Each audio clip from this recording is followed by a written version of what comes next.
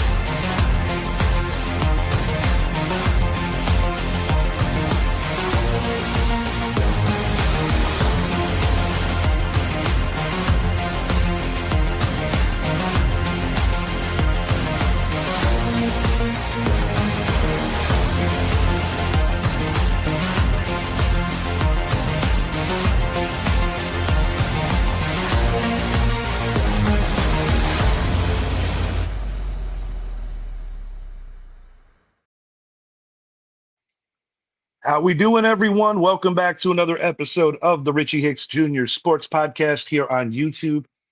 I am your host, Richie, and on today's show, we're going to be hitting on the huge trade in Major League Baseball, one of more to come, as the Los Angeles Dodgers add superstar ace Tarek Skubal from the flailing Detroit Tigers.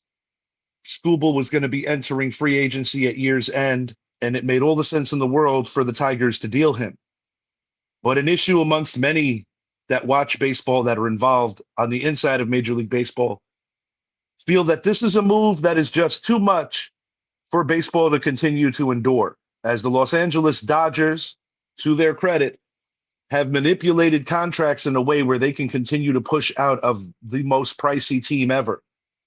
When you consider that Shohei Ohtani signed that massive, at the time, biggest contract in Major League Baseball, but front-loaded it with million-dollar salaries for multiple years, so they were able to pay the likes of Yamamoto, Freddie Freeman, Mookie Betts, among others. This is an all-star team. They're going for a three-peat, and I do believe that the addition of Skubal, as you wait for a guy like Blake Snell to come back, you have Yamamoto. You have the great Shohei Ohtani in that rotation. I think it makes it even harder to knock down this Dodgers team now.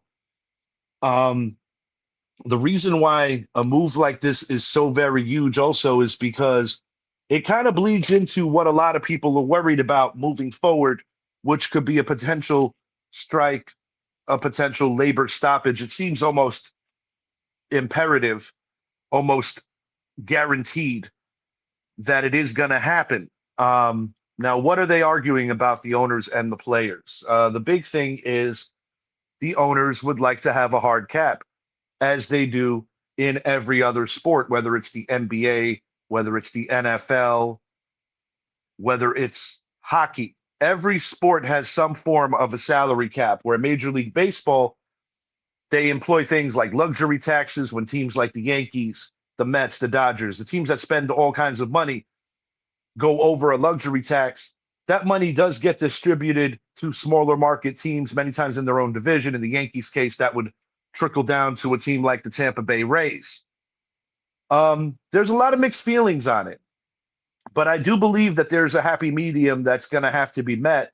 And the thing that I'm fearful for a sport that's been so successful lately is that it's going to be very difficult to have both parties walk away from this and be happy, because it's going to be a drastic change if the owners get their way.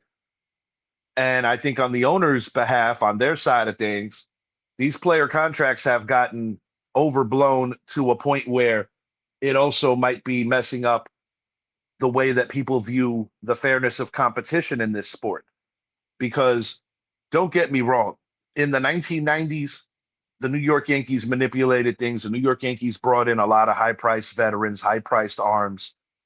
The Yankees have done this formula before, but nobody has done it with the kind of power, the kind of endless pockets that the Los Angeles Dodgers have. And it's going to be a very real fight at the negotiation table moving forward. As Tarek Skubal goes, this gives him an opportunity to win a World Series. I also think the Los Angeles Dodgers are going to do everything in their power to make sure that he remains a Dodger. When I think about how good this team is already, he basically puts them over the top if there was any doubt that they should be the odds-on favorite in such a powerful way to three-peat. They would, of course, become the first team to three-peat since the New York Yankees of 98 through 2000, ultimately winning 4 and 5 years. That was the Yankee dynasty of the late 90s, early 2000s. This Dodgers team, even with certain guys on the shelf, Glasnow, Snell, this is a team that has all the answers right now on paper. Now, of course, the games have to be won in the lines, and anyone can be beaten. But beating this team in a 5-game series or in a 7-game series just became a taller task. Tarek Skubal leaves a Detroit team that was very disappointing. They had high aspirations coming into this season. This is a team that I think many felt had a chance at the World Series. You know, they were one victory away from the American League Championship Series a year ago, losing an epic 5-game series to the Seattle Mariners. They brought back Justin Verlander for sentimental reasons. He has barely pitched this year, and he knows that it's the end of the line for him. But between injuries to the pitching staff, guys just not producing, AJ Hinch's team has really been a letdown this year, and it's a necessary trade. I mean, am I upset that he went to the Dodgers? I kind of expected it, but I was hoping that another team would have thrown themselves in a position to get him because of how powerful the Dodgers were even before they made this trade. But like anything else, if it's within the rules and you can do it, I'm not going to complain, cry about it, and fault the Dodgers.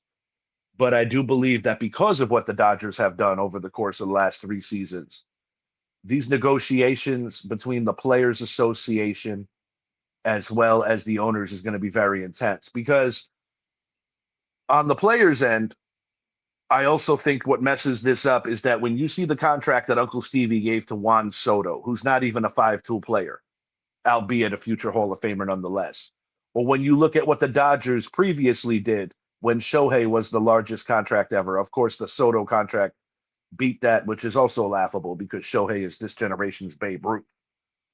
They're going to try to figure out a way where these contracts are not continuously going to the moon. Now, some of you may remember Aaron Judge took a notable discount to stay with the New York Yankees back when he was a free agent. You know, that's around the time where Judge made history in the American League, breaking the previous record held by another Yankee 61 years earlier in the 61 season, Roger Maris. Of course, that record prior to Maris was famously owned by Babe Ruth. And controversially, it wasn't recognized by Major League Baseball with Maris as the true record holder until after his death, which really was just wrong on a lot of levels. Point I'm making is Judge, similar to New York Knicks superstar Jalen Brunson, took a massive pay reduction to stay in the Bronx. A lot of people felt he was going to go to Frisco. He did grow up in that region. He was a Giants fan coming up. Ultimately, he chose to stay home with the Yankees. But the reality is there's not a lot of Jalen Brunsons and Aaron Judges in professional sports. Most guys are trying to get the most they can in the time they're going to play. And, you know, I do believe that it's a turnoff to a lot of the fans. You know, there are hard times in this country, and when you see ball players making this ridiculous kind of money, or the fact that there even has to be negotiations, this is the most profitable time ever to be a sports athlete, regardless of what sport you choose. But particularly Major League Baseball and the NBA, the salaries for their stars are astronomical. I mean, you could be a 12th man on an NBA roster and still make more than certain superstars you see on a Sunday in the NFL. It's the benefit of the sport. You know, but it's going to be very intense, very thick. But the Dodgers, as far as I'm concerned, just wrote their ticket for a three-peat and maybe beyond. But we're going to find out how strong this labor stoppage is. And I am fearful that if Major League Baseball is not careful, they can end up in a very precarious situation as they did, ranging from 1994 through a shortened 1995 season when it really hurt the sport. They were going to be breaking out the original wild cards in 94. That ultimately did not come to fruition because there was no World Series. Acting GM, who was also owner's huge conflict of interest, Bud Selig, failed. The players failed. Major League Baseball failed completely in that whole situation. That's why I'm a huge advocate for putting these steroid guys in the hall, because the steroid era saved Major League Baseball. Put asses in seats, no matter how people want to judge it. The truth is the truth. Moving it along, the Chicago White Sox recently made a deal. Last night, they acquire some much needed pitching as they bring in Luis Castillo over from the Seattle Mariners to shore up their rotation. In return, the Mariners get relief man Sir Anthony Dominguez, a guy who was handling a lot of the late inning duties for the Chicago White Sox. But the White Sox are of the belief that they already have the right closer or the best relief pitcher on their squad. That wasn't Dominguez. It's going to be, in my opinion, an even break for both teams. I think both teams benefit from this trade. You know, pitching's at a premium this time in Major League Baseball, and a lot of teams are looking for it. I expect Freddie Peralta of the New York Mets to be dealt in the next day or two.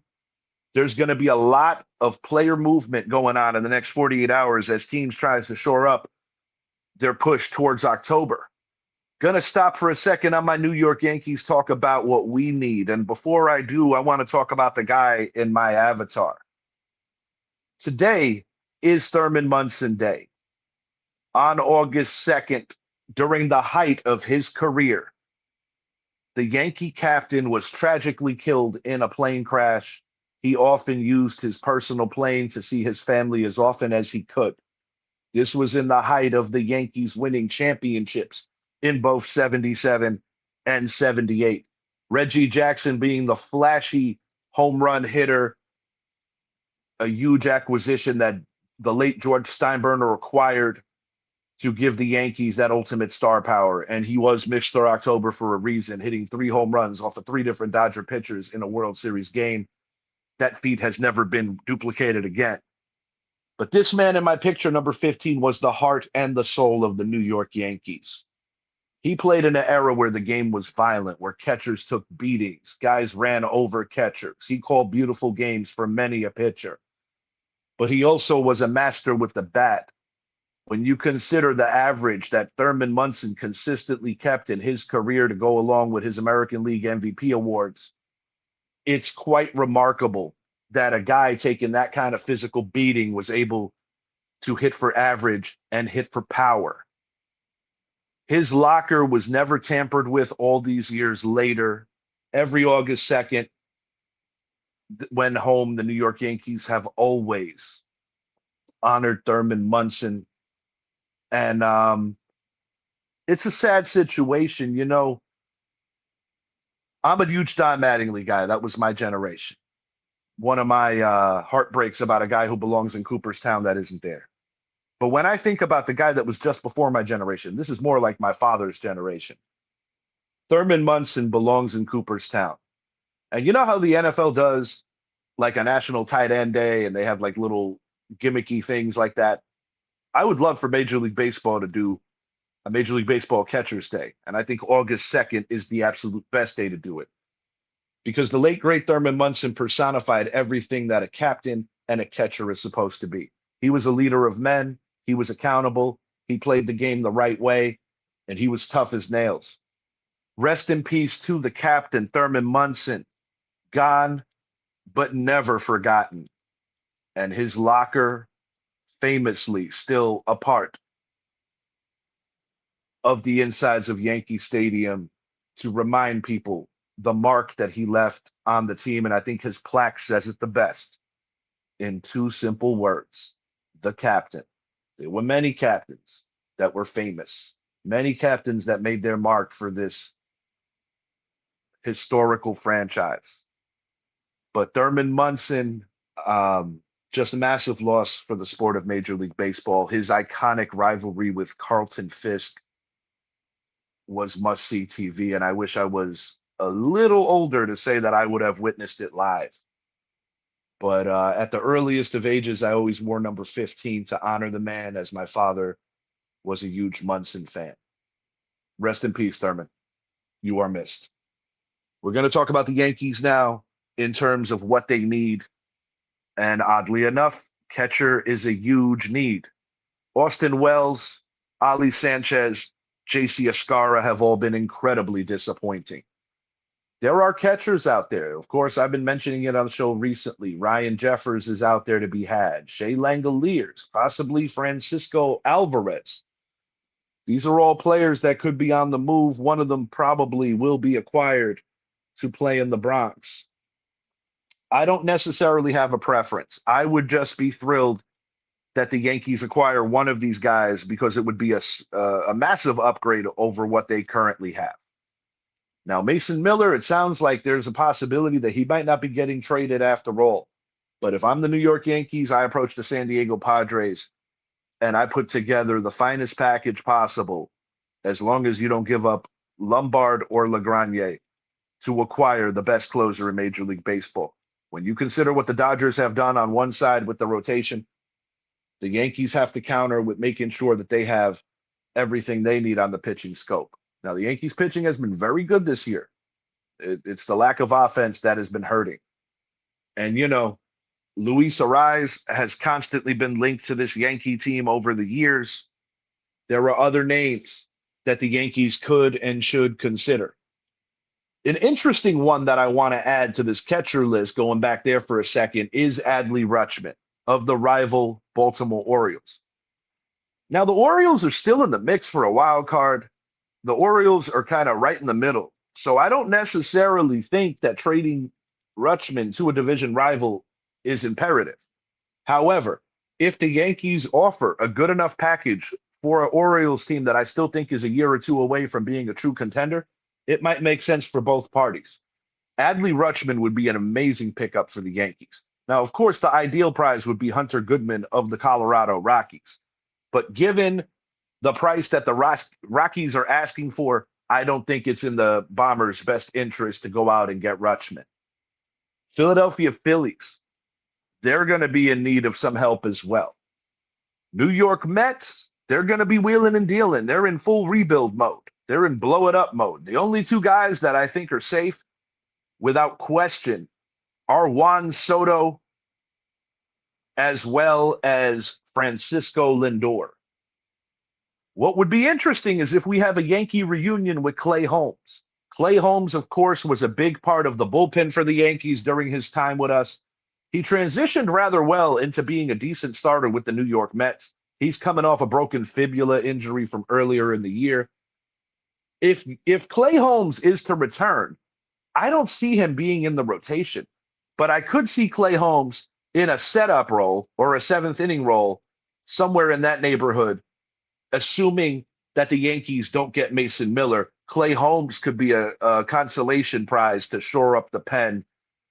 As went on, he had a tremendous sinker for the New York Yankees, and he actually holds a record that once was held by Mariano Rivera for most scoreless innings pitched as a closer. So there is that. And we shall see where the Yankees move. I think the White Sox pickup of Luis Castillo was very necessary. They now have 3 viable pitchers, and you're going to need that in October. I do believe the Philadelphia Phillies would benefit from getting another starter and possibly another bat.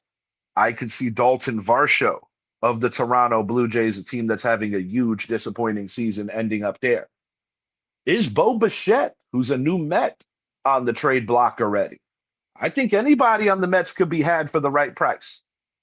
As when you consider what you're paying Soto and you consider that Lindor is the captain and that overall the team has just been a hot mess, I do believe the New York Mets are going to be wheeling and dealing and selling off their parts. And don't be surprised to stick it to the Yankees if you see some New York Mets players ending up in the American League East, namely Boston. I could see them feeding Boston just a bit. But this is an exciting time during Major League Baseball. Trade deadline, always something that is fun. And this particular year, I think you're seeing more names getting moved around than in previous years, as there were a lot of expiring contracts or guys that teams that are just not where they need to be, where the other attraction for the new team is player control. Whenever you make these deals, the risky part is if a team takes a guy on that's about to be a free agent, you want to make sure you lock him down, that it's not just a rental. Enter CC Sabathia. That would, of course, be a rental when he famously carried the Milwaukee Brewers back in '08 to the playoffs, then signed a mega deal with the New York Yankees and was a New York Yankees ace for the better part of a decade. We've seen some huge free agent trade deadline acquisitions over the years. Many may remember David Cohn, Roy Halladay, rest in peace, Roy Halladay, Cliff Lee, among others. The trade deadline has always brought a lot of excitement to Major League Baseball. Later today, announcements to come. I'm going to be doing a show, football related. We're going to be hitting on the AFC North, our prediction show. The way that this has been playing out is that we've been doing a ton of shows on Sundays and gearing up for the football season. Not quite prepared all the way with that show, but we are leaning towards doing it today. In the event that we don't, I will make an announcement either way to let you know the dates of when that show is going to be coming out. If you haven't already, please make it a point to like and subscribe to the channel, the Richie Hicks Jr. Sports Podcast on YouTube. Check out my co-host, Idris Salam, at Big Bosco Productions on bandcamp.com. That's BAND camp.com. You can check out all his musical endeavors. Check out our friends at the Casual Convo Show every Monday and Wednesday, 8 to 10 p.m. You can see them. Check out the Basement Show with Mr. Nast, good friend of the show, Johnny Nast. That's the shout outs. This is me signing off. Have a great Sunday, everyone. And let's go Yankees. It's time to add some talent and let's get some bats. I'm out. Big Nick energy, we ain't playing nice. Kings of New York, ain't no rolling dice. Flexing on these bitches, we the real deal. Ain't no stopping us, this is how we feel. The Bronx, Manhattan, Brooklyn, the island of Queens, we ballin' hard. Fulfilling all our dreams, thugging through the hustle. Got that grit and grind in this Big Nick energy, we forever shine. So let them know we rockin'. From the garden to the booth, Nick's in the building, bringing straight up truth. With our heads held high, watch us rise and transcend. Big Nick energy, this is just the beginning.